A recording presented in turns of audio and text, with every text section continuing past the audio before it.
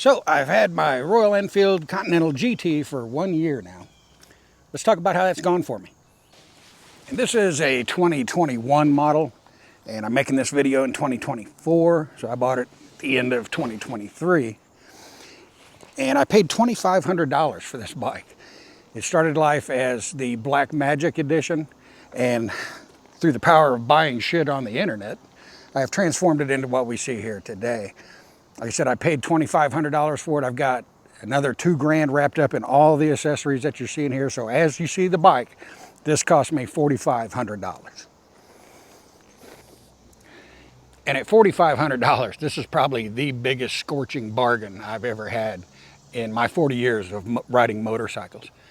And before I get into the likes and dislikes and my general thoughts on just ownership, general ownership of the bike, I'll just take a second to let you know where I'm coming from as a motorcyclist. This isn't a hobby to me. All right, when I was 16 years old, I lived on my own, had my own apartment, and I worked a full-time third shift job and worked my way through high school. So when it came time to buy a vehicle, I only had a certain amount, just a small amount of money to work with, and I couldn't afford to go out and buy a nice car. So with the little money I had, my choices were buy a junker or go buy a brand new motorcycle, because at that time in the early 80s, you could walk into a motorcycle dealer and walk out with a brand new bike, a nice one, for less than $2,000. So yeah, I spent $1,200 on my first bike, and I've always recognized, motorcycles as their value proposition, in relation to cars. They're much cheaper to purchase, maintain, operate. Generally, you can get some expensive bikes these days, and I tend not to lean towards that. I tend to try to be as pragmatic as possible about purchasing a bike, because I use a bike for my everyday transportation. I do own a car, but if I didn't have to use that car for a specific work vehicle, I wouldn't own it. I would be on my bike year round, 100% motorcycle. So that's kind of where I'm coming from as a motorcyclist. Like I said, this isn't a hobby. This isn't, a midlife crisis where I decide, it's time for me to get a motorcycle. No, I've always had motorcycles. So when I ride a motorcycle, I'm not out here trying to find Zen or try to find myself or discover myself, anything like that. I know who I am. I know where I've been. I know where I'm going. I know what I'm going on. And so that's kind of, where I stand when I look at purchasing a motorcycle, even riding a motorcycle. To me, it'd be comparable to owning a horse. Right? You have people that buy horses as pets or hobbies, and they, ride them on their property or take them out to a, horse trail or whatever, and that's all fine and good. And then you have like the cowboy who actually owns a horse, and that's his horse. He works with that horse, and off they go. He looks after it and takes care of it. And so I'm kind of more the cowboy style with my motorcycles than I am, the hobby owner type. So certain aspects of the mechanicals of the motorcycle are really important to me, and where they wouldn't be so much to other people. So I'm just kind of giving you an idea of where I'm coming from. And being as pragmatic as I am about motorcycles, it doesn't mean there isn't joy to be had. I absolutely love riding my motorcycles. And when I try to describe what it's like for me to ride a motorcycle, I look at it like this. When you were a kid and you got your first bicycle and you rode it around the driveway and all that, that was fine. You're putting 2x4s on your wagon, jumping it like Evel Knievel, doing all that stuff. That's great. But remember that first time you were allowed to go out of your parents' field of vision and leave the property and go visit a friend, go to the store, do whatever, and you were just out in the world on your own with your bike, and that feeling you got of being out in the world, that's how riding a motorcycle feels to me. And so I love it. I absolutely love riding motorcycles. And let's fire this bad boy up, and we'll go talk about it some more.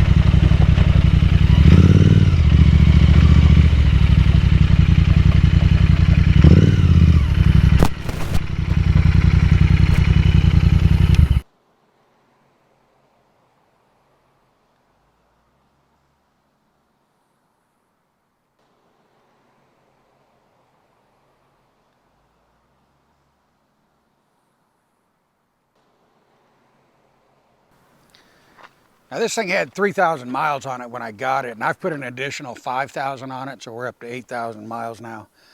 So I guess that gives me a little bit of room as an authority to talk about some of the likes and dislikes of this bike. And the first thing, or just right off the bat, as far as likes go, is the looks. I mean, this thing looks absolutely fantastic. In fact, this is probably the nicest looking Continental GT you're gonna see in this video. Now, everywhere I go, it gets just nods of approval, you know, thumbs up from everybody, and it'll just stop traffic and even stop conversations when I pull into gas stations. Because I live near the Blue Ridge Parkway.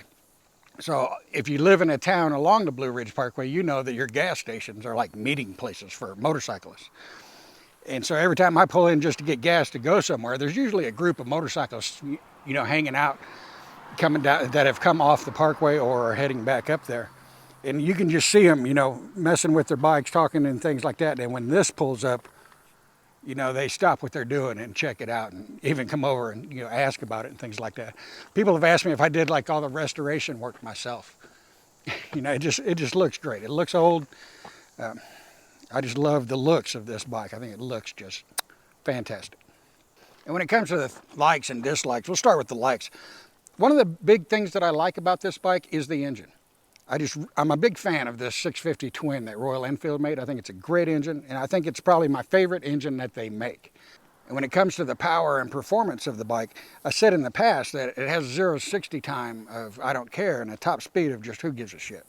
And that holds true today. I'm just not interested in power that I can't use unless I'm breaking the law. I'd much rather have reliability and fuel economy over that. And so far, the thing's been totally reliable. I'm not a huge fan of the electric bits that attach to the engine, but that's most bikes. Anything from China or Italy or places like that, you're going to run into, you know, little niggles like that. So to me, when it comes to power, as long as it's got enough power to reach the speed limit and maintain that speed limit, no matter which way any incline in the road is going or how long it is, or which way the wind is blowing, if it can maintain the speed limit under any of those conditions, I'm fine. As long as I'm not an impediment on the road, I'm good to go. And since we're on the internet, I'll have to preface that by saying, obviously it doesn't have enough power for everyone. If you're doing two-up touring with, you know, fully loaded bags, or if you're just a yabo out trying to, you know, scorch every corner you can to and race everyone, obviously that's not enough power. For me, it's fine. Now these S&S pipes were on it when I got the bike, and they sound absolutely fantastic. And this bike has dethroned my old Ducati Monster 750 as the best sounding bike I've ever owned. Absolutely love it. And going back to the engine for a moment, the maintenance on this bike is an absolute breeze. Oil changes, this is the best thing Royal Enfield has come up with. It spanks all of their other engines when it comes to changing the oil on it. And doing the valves hasn't been a problem. I don't even have to remove the tank. I can just slide the valve cover left or right and do one side, then move to the other side. And when you have a bike that's like so easy to work on, you almost don't feel like it's something you have to do. It's something you get to do. And you can do that with just regular hand tools and just light amounts of foul language here and there. Now the fuel economy I get out of this thing is also outstanding. I did a test where I filled it up with fuel, ran it completely dry, and then filled it back up to see how my fuel economy was. And I got, you know, a little better than 65 miles a gallon out of it. But I don't treat it that way. I treat it as if it's got, it gets 50 miles a gallon. So it's roughly a little over a 3-gallon tank. I treat it as if it gets 50 miles a gallon. So I'm filling up before I get to 150 miles. Waving at fellow bikers there.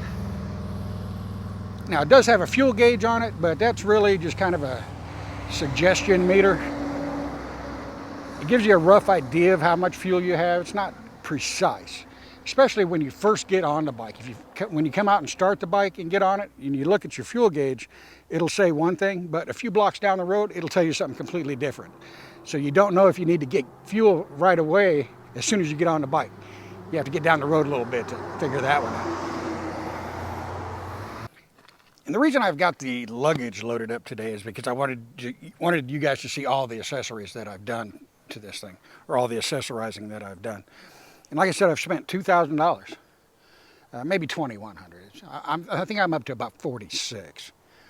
And this luggage setup is from Long Ride, and it is stupid expensive. But I love it. It works fantastic, does exactly what I want it to do. And this was half the cost of all the upgrades and accessories and things I did to the bike. So with the bag, 3 bags and the mounting rails, it was about $1,100 for all of this. So that means the fuel tank, the stainless mud guards, stripes to go on them, bar end mirrors, fun mount, USB port, and center stand was about $1,000. And that center stand has been nothing but useful. I'm so glad that was like the first thing I did to this bike, because I pretty much won't own a bike without a center stand anymore. For the rest of my life, it's got to have a center stand on it. It just makes life so much easier. And while the fuel tank is kind of the star of the show here, the mud guards really set it off really nicely. I got those from Hitchcock's, and those have worked out really well. I had to get a little creative mounting the front because the bolts and things just weren't quite perfect. I striped it with stripes I got off of Amazon, and they're a little bit longer than the stock painted portion of the factory mud guards, but they're shorter than that plastic extension that they put on it. So it's kind of an in-between size. So it's not as long as the stock as you would see it on the showroom floor. And if you remove those little plastic extensions, these are a little bit longer than that. But they worked out great, and they look like they're supposed to be there. And they don't look like a standout accessory where people walk up and go, wow, that's cool. It's just, it looks like they're supposed to be on the bike, and they're just part of the machine. And the mirrors are stadium bar end mirrors, and I really wanted these in particular because they kind of complete the look of the bike that I was going for. And Hitchcock's website shows that these do not mount to this bike, which is not true, that you just have to go through some headache to do it. And I've made another video about that. I'll put a link below. And these actually rotate in and out, so you can like pull them in for storage and put them out when you're riding, things like that. But I found them to be a little bit too wide while I was riding, because I couldn't just use my eyes to glance left or right, without moving my head to look out the mirrors when they were in the outboard position. So I've moved them into the inboard position, which is vertically, and just locked them down right there. Now they don't move, and I kind of like them better this way. So one little change from the last time we talked about those. So let's get geared back up, and we'll head down the road a little further, and we'll talk about the things I really don't like about this bike.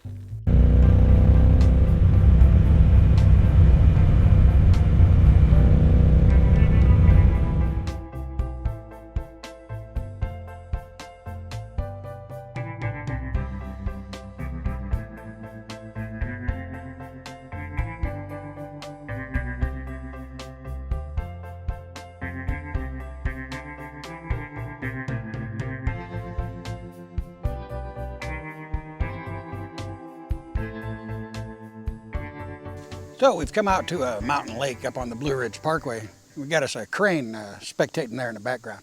And I've removed the luggage so you guys can get a better look at the bike, without that stuff cluttering it up. So let's talk about the dislikes, the things that really kind of irk me about this bike. And I kind of have to really nitpick to do this section. My least favorite piece on this bike has to be the rear brake lever. It's stamped steel. And you've got a cast shifter over here, and that's not terrible. But a stamped piece of stainless steel, or not stainless steel, but just a stamped piece of steel, and bent, in the shape it is to be used as a brake lever. That's about the cheapest thing you could do to make a brake lever. And that may be fine for like adventure bikes and dual sports, things like that, where you're gonna possibly hit it on a rock or something and you want to be able to bend it back into shape. That's fine. But on kind of a more premium style bike, I'd like to see something a little better. Plus, in function, I don't think it works great, because I end up putting my foot on the lever a lot instead of just being on that little pad. And I end up, pushing down on the entire lever, and it's just kind of weird. So that's my least favorite part of the bike. Now, sadly, we do have to get a bit serious here when we talk about this next part, and that is the seat. See, the stock seat suffered from a bad case of SSS, or shit seat syndrome, because it was just luxuriously uncomfortable. So I replaced it with the touring seat. And this has a nice little grippy section here, and it has lavishly sun-faded stitching on it. They used to be red. And the rest of it is finished in this nice Corinthian vinyl. And it's slightly less uncomfortable than the stock seat. And it's just something to sit on. That's about all I can really say about it. I haven't found a good seat yet for this bike.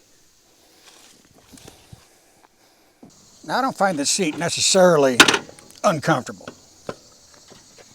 So it's kind of hard to discuss it because I don't find the seat itself uncomfortable as far as sitting on it, things like that.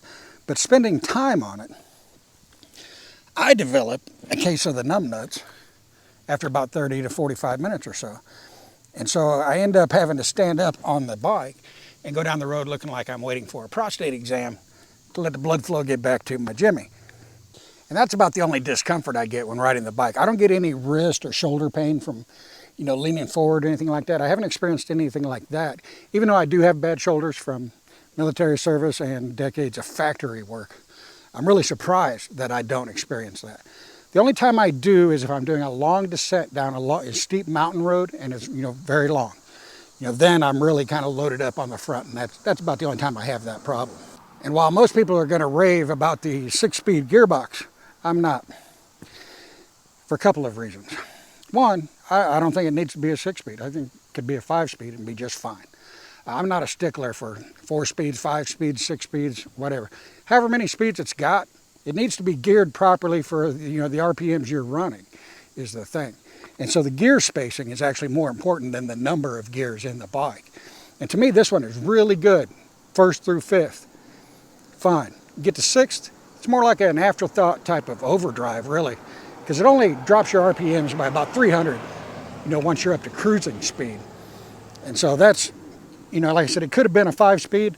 And on a side note, the Super Meteor and the the shotgun.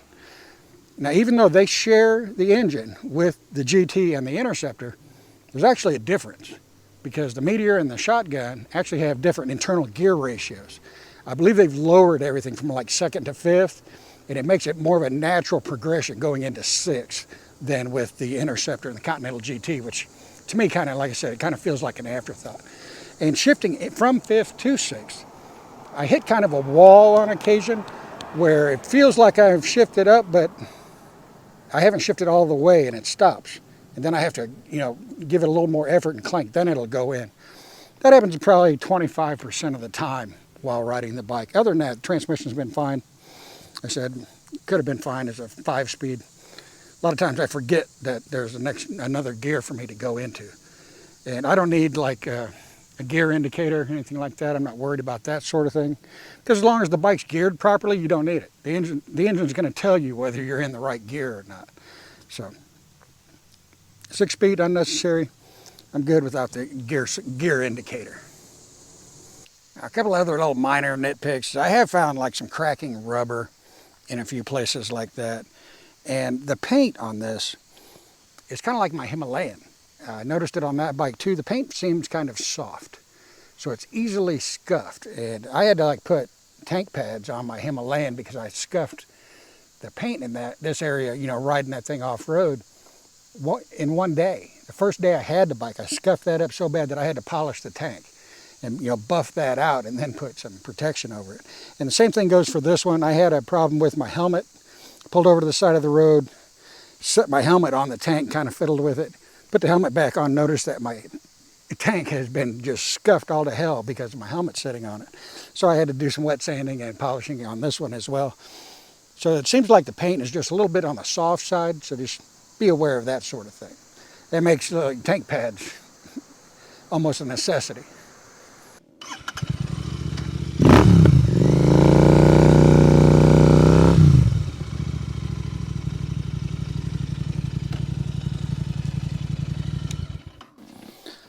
Hopefully you guys don't mind me moving up into the shade. It is about 100 degrees out here and Jobu's about to have a heat stroke. So we're going to soak up some shade for a second. So that's basically all my real dislikes and gripes about the bike. But I want to take the time to talk about a few miscellaneous little things. The handling of the bike is actually pretty decent for what it is. If you accept the fact this is, more of a sporty bike, but not a sports bike. It's not a track bike. So you don't want to be pushing the envelope on something like this. And the forks on the stock GT and Interceptor is a little bit soft. And the previous owner of this bike has done something to the front end because I know mine's a little more firm than the stock, having ridden both. I don't know exactly what he's done, but he's done something.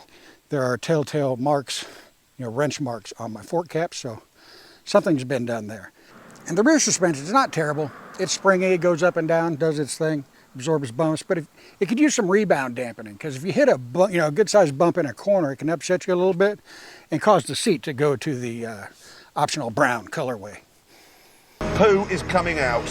Also, about halfway through the 2021 model year, Royal Enfield made a change to the engine. Not necessarily to the engine itself, but to the things that are bolted onto it.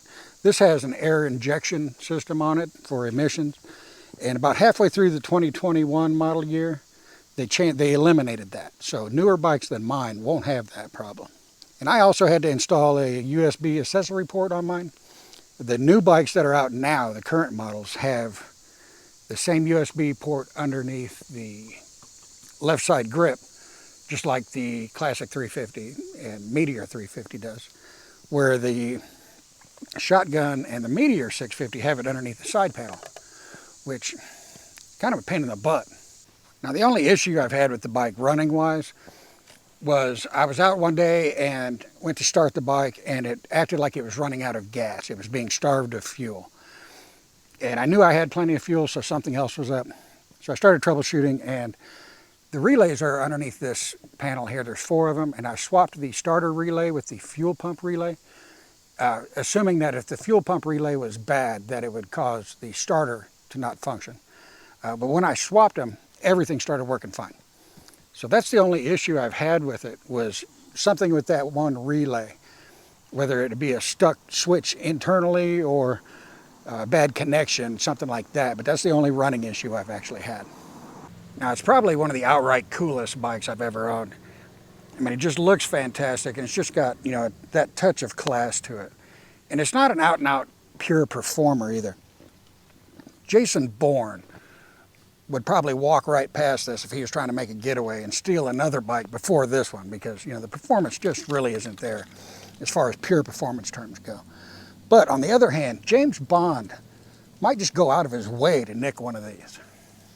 And as an only bike, I'll say it's less than ideal, because while you can bimble around on it and putt slowly and things like that, it doesn't really want to do that. It's always whispering in your ear, trying to talk you into cranking that volume knob up to 11.